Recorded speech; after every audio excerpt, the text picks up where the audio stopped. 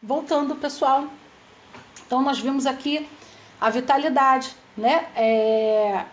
A importância de cuidar do corpo físico. Vamos seguir aqui. 67A. Poder-se-á dizer que a vitalidade se acha em estado latente quando o agente vital não está unido ao corpo? Sim, é isso. Ou seja, na hora que... Isso a ciência comprova, né? Na hora que o óvulo é fecundado, na hora que ali se inicia, né? Não vou dizer o momento exato, mas no momento em que se inicia a vida, né? Na união lá do óvulo com o espermatozoide, que tem o princípio, que a ciência comprova o princípio da vida, ali, enquanto isso não acontece, o agente vital, o fluido vital está dentro lá. Do banco lá de fluido vital. Quando vem a vida, aí ele começa a animar aquele pequeno corpo que começa a se constituir dentro do útero. Nossa, isso é bonito, sabe? E a resposta dos espíritos, sim, é isso, né? Agora, meus irmãos, nós estamos vendo a importância disso tudo. Nós vimos centro de força. Existem pontos mais específicos no nosso corpo, né? Como é que funciona isso? Na pergunta 67, eu vou voltar aqui, teve a 67A, tem uma observação de Kardec. Olha só essa observação. O conjunto dos órgãos constitui uma espécie de mecanismo que recebe impulsão da atividade íntima ou princípio vital que entre eles existe. Então, os órgãos, nossos órgãos do nosso corpo, eles recebem uma impulsão de atividade, de funcionamento do princípio vital. Ao mesmo tempo que o agente vital dá impulsão aos órgãos, a ação destes entretém e desenvolve a atividade desse agente, quase como sucede com o atrito que desenvolve calor. Ou seja, na medida que eu me alimento bem, por exemplo, né, me alimento bem, cuido dos meus órgãos, o bom funcionamento dos meus órgãos atua sobre o desenvolvimento desse princípio vital. Quando eu pratico exercício, me alimento bem, durmo, né, pelo menos 8 horas, essas coisas que a medicina, eu não sou expert nisso, né, mas essas coisas que a gente vê que a medicina sugere para uma vida mais saudável, automaticamente eu estou impulsionando o meu princípio vital a se desenvolver dentro de um potencial de coisas boas, fisicamente falando e mentalmente falando. Funciona da mesma maneira. A alimentação vai sempre funcionar da mesma maneira. Na medida que eu alimento bem os meus pensamentos. Olha só, o fato de ter problema, pessoal, não significa que você não possa ter bons pensamentos, não, tá? Pelo amor de Deus. Na medida que você luta contra os maus pensamentos, luta contra esses sentimentos mesquinhos que permeiam a vida humana, permeiam o nosso dia a dia, o meu, o seu, o de todos nós, na medida que a gente luta contra eles, corrige, pede perdão, errei, ou cai em si, né? Nós estamos alimentando e ativando tudo de bom no nosso corpo e na nossa mente, para a nossa evolução como ser humano, para um entendimento maior. André, e quando tem dia que é difícil? Tem dia que a gente trabalha o dia inteiro, já está cansado fisicamente, chega em casa, se aborrece, não consegue dar aquela freada. Aí liga para um amigo e fala, faz uma oração por mim, ou bate um papo, que muitas vezes uma boa conversa com um amigo te relaxa, as palavras dele fazem o efeito do passe. E nós temos os centros de força. Pessoal, os centros de força, eu vou colocar aqui, ó, um texto, peraí, nesse aqui não... É esse aqui. Para a doutrina espírita, os chakras, ali chamados, ou seja, na doutrina espírita, chamados de centro de força, intermediadores de energia, ó, intermediadores de energia que flui do perispírito, olha agora aqui, sob o influxo coordenador do pensamento, podendo trazer saúde ou doença ao corpo físico, são órgãos do mencionado duplo etérico, que, como descrito no livro Evolução em Dois Mundos, é do Chico Xavier, pelo Espírito Emmanuel, regulam as atividades corporais, regulam. Você vê, o teu pensamento vai influenciar nas suas atividades corporais, e a ciência já fala isso pra gente. Só que a doutrina espírita vem há muitas décadas trazendo essa informação, muito antes até da psicologia afirmar e confirmar isso.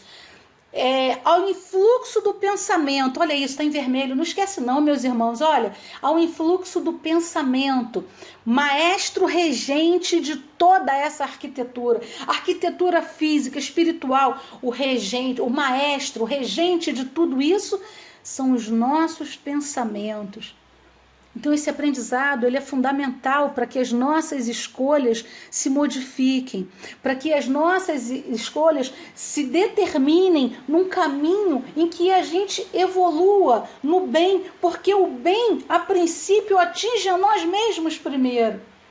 E quando a gente espalha esse bem, quanto mais bem você faz ao outro, mais você se sente bem. E é automático, não tem que esperar a lei do retorno, eu fiz o bem, vou fazer uma contabilidade. Não, é imediato, o pagamento é imediato. Porque a sensação que toma conta de você quando você ajuda alguém com humildade no teu coração não tem preço. É como uma grande injeção de endorfina natural no teu corpo, direto no teu espírito. A sensação de poder fazer mais, muito mais por você, pelo outro, pelo mundo, pelo planeta, por todo mundo. Que a gente possa se alimentar dessa sensação boa, desse sentimento bom, sabe? Aqui, ó, vamos ver aqui os centros de força, os centros vitais, que a gente já sabe que ficam no perispírito. Então nós temos, e os plexos são as correspondências no corpo físico, tá? Então nesses pontos aqui, coronário, nós não vamos entrar em detalhes hoje, tá, pessoal? Mas quem quiser saber mais, entre em contato, como eu falei anteriormente, né? E a gente vai acabar montando um curso ou uma aula específica disso, tá? Então, ó, coronário, frontal, laríngeo, cardíaco, esplênico, gástrico e genésico, isso aqui é muito legal mesmo. Então, quando eu que tô bem, mesmo que, tá cheio de problema, então não tem energia para dar um passe, pelo contrário, problema não é sinônimo de que você não esteja com a sua energia boa, porque quem é que controla a minha energia? Os meus problemas? Quem é maior, os meus problemas ou o meu Deus? Ah, meus irmãos, o meu Deus. E eu sou centelha divina, caramba. Então, eu posso ter problema e ter um sentimento de amor para dar para o meu irmão necessitado.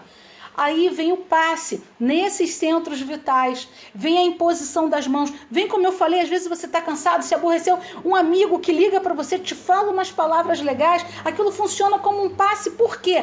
É aquela energia, olha isso, não esquece, é aquela energia que a potência dessa energia, como se fosse uma antena, a potência dessa energia, ela é diretamente proporcional ao amor e ao desejo de melhora que eu tenho dentro de mim, pelo meu amigo, pelo familiar, pelo irmão, pelo planeta, por quem está sofrendo de Covid, por quem está com medo do Covid, por quem está em depressão, não importa.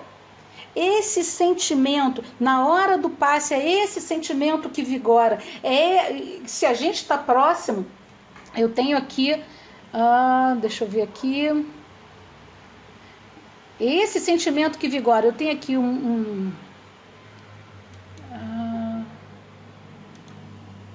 não, aqui eu vou deixar aqui o maestro regente dessa estrutura, eu não tenho aqui uma foto do passe, mas quando eu estou dando passe no local, na casa Nefas, por exemplo, no meu irmão, ali com a espiritualidade da casa, essa transferência de energia, essa transferência de amor, e eu muitas vezes nem conheço em quem eu estou dando passe, mas o amor, a vontade que eu tenho de coração é potencializada, é amplificada pela espiritualidade da casa que está operando ali, e que para operar nos irmãos que vão ali buscar, ela precisa de alguns fatores. Um desses fatores, por exemplo, é do médium, do medianeiro, é aquele que vai mediar a ação dos espíritos bons naquele irmão que está necessitado. Então, eu e os outros meus colegas, companheiros que trabalham lá no passe, nós somos médios. Mas eu não tenho mediunidade ostensiva, eu não vejo espírito. Eu também não, mas eu tenho um amor tão grande, sabe? Porque eu já recebi esse amor.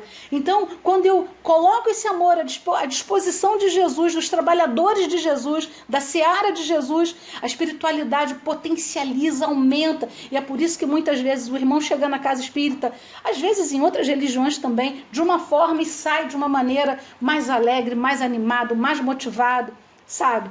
Meus irmãos, essa doutrina é uma doutrina de luz.